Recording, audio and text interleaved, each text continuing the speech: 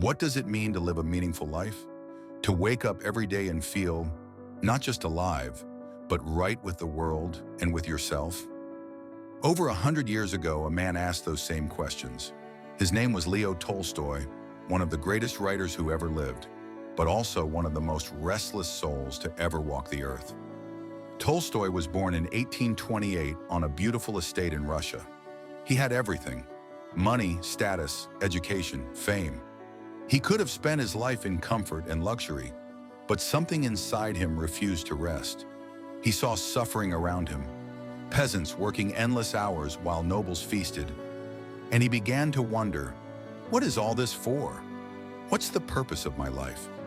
Even after writing masterpieces like War and Peace and Anna Karenina, Tolstoy felt an emptiness that success could not fill.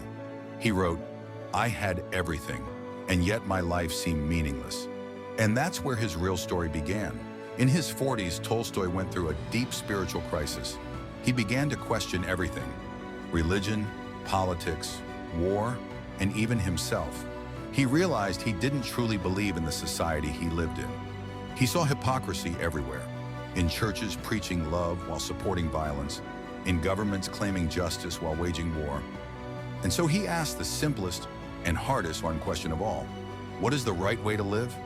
Tolstoy found his answer not in wealth or power, but in love, in compassion, in simplicity, in truth.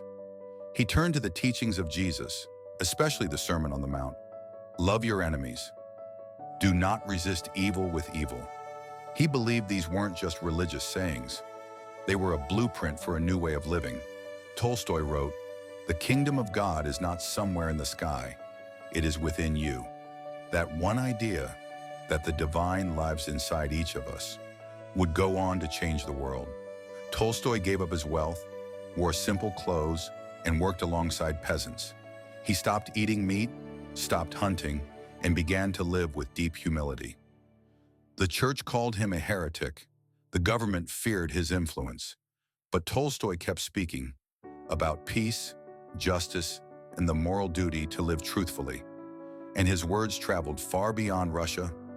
Thousands of miles away, a young lawyer named Mahatma Gandhi read Tolstoy's book, "The Kingdom of God is Within You." It changed his life. Gandhi later said, "Tolstoy's words made me believe in the power of nonviolence." Decades later, Martin Luther King Jr. would follow the same path, fighting for justice with peace, not hatred. From Russia to India to America, Tolstoy's message became a movement, proof that love and truth are stronger than any sword. So what can we learn from Leo Tolstoy today?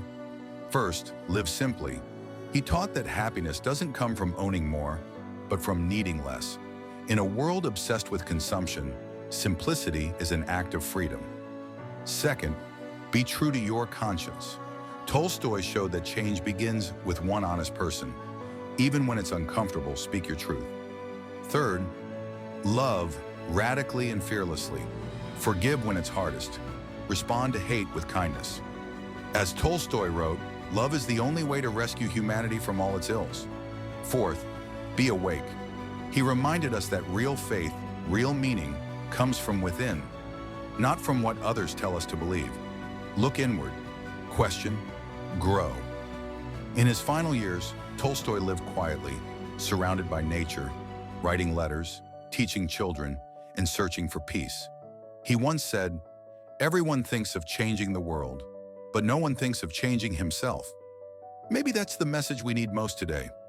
If we want a better world, a kinder, freer, more peaceful one, it begins with each of us, living with truth in our hearts and love in our actions. Because that's what Tolstoy found after a lifetime of searching.